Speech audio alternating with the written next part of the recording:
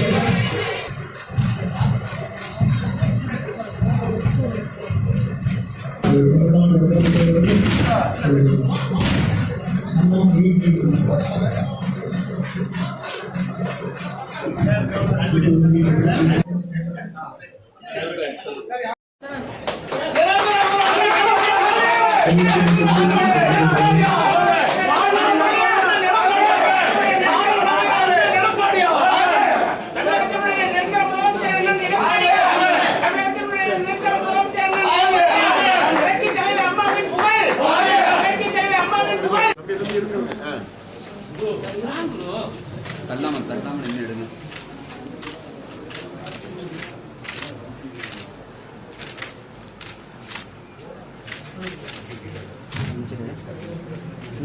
என்ன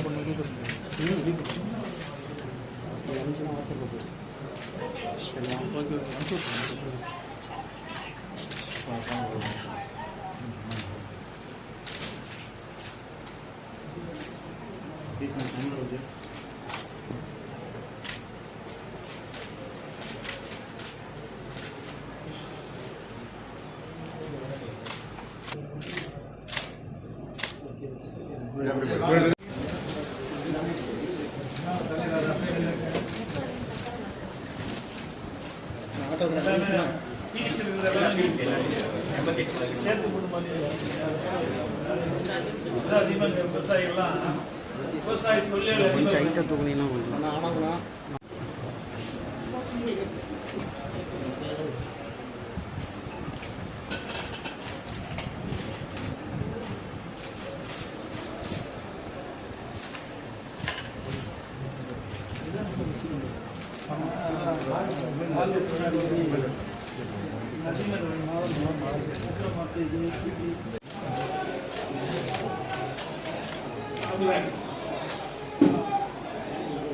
सर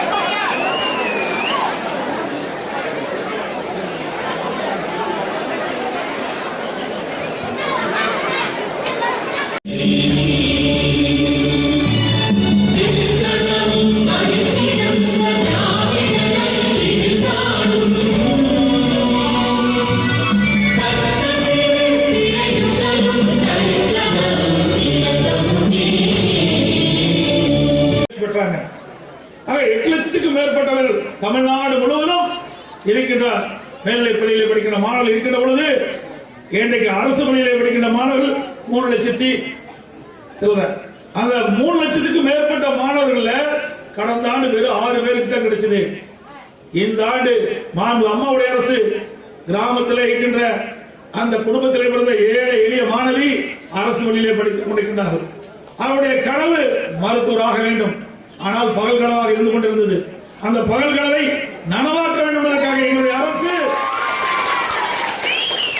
உள் ஒதுக்கீடு மூலமாக 7.5% உள் ஒதுக்கீடை செய்து அதன் மூலமாக இந்த ஆண்டு 313 பேர் அரசு பள்ளியிலே படித்த மாணவர்கள் MBBS மருத்துவர்களாக சேர்வதற்கு இன்றைக்கு இடம் கிடைத்திருக்கிறது. இது வரலாற்று சாதனை. இதற்கு முந்தி நீட் தேர்வு திராவிட முன்னேற்றங்களால் கொண்டு வந்த திட்டம். அப்பொழுது வெறும் 40 பேர் தான் மருத்துவத்துக்கு போயிட்டு இருந்தாங்க. மருத்துவ MBBS சீட் கிடைச்சது வெறும் 40 பேருக்கு தான். 41% படிக்கின்ற மாணவர்களுக்கு வெறும் 40% தான் கிடைச்சது. நீட் தேர்வுக்கு முன்பு திராவிட முன்னேற்ற கழக ஆட்சியில என்ட்ரன்ஸ் டெஸ்ட் கொண்டு வந்தாங்க. அப்போ 40 பேருக்கு தான் கிடைச்சது. அதுக்கு பிறகு புரட்சி தலைவி அம்மா அவர்கள் அந்த என்ட்ரன்ஸ் டெஸ்ட் எடுத்தாங்க. இன்னைக்கு எல்லாருக்கும் மார்க் அடிப்படையில் கொடுக்கலாங்க. அதுக்கு பிறகு திராவிட முன்னேற்ற கழக ஆட்சி 2010 இன்றைக்கு மத்தியில கூட்டணி ஆட்சி அமைக்கப்பட்டாங்க. காங்கிரஸ் தலைமையில் அமைச்சு அமைச்சிட்டு இருந்தாங்க. ஆட்சி நடைபெற்றுக் கொண்டது. அதுல திராவிட முன்னேற்ற கழகம் அதுல அங்கம் வச்சாங்க. அந்த காலகட்டத்தில் தான் நீட் தேர்வு கொண்டாந்தாங்க. நீட் தேர்வு வந்த பிறகு கிராமப்புற மாணவர்களுக்கு MBBS சீட் கிடைக்கல, மருத்துவர் இடம் கிடைக்கல. அந்த குறையை போக்க வேண்டும் என்பதற்காக நானும் அரசு பள்ளியிலே படித்த மாணவன். 6வது 11ஆம் வகுப்பு அரசு பள்ளியிலே படித்தோம். கிராமத்திலே வாழ்கின்ற விவசாயி தொழிலாளிகள், அதுபோல் கிராமத்திலிருந்து நகர் வரை ஏழை எளிய குடும்பத்திலே பிறந்த அந்த மாணவ மாணவிகளுக்கு மருத்துவ இடம் கிடைக்க வேண்டும். அதற்கு ஒரே வழி உள் ஒதுக்கீடு.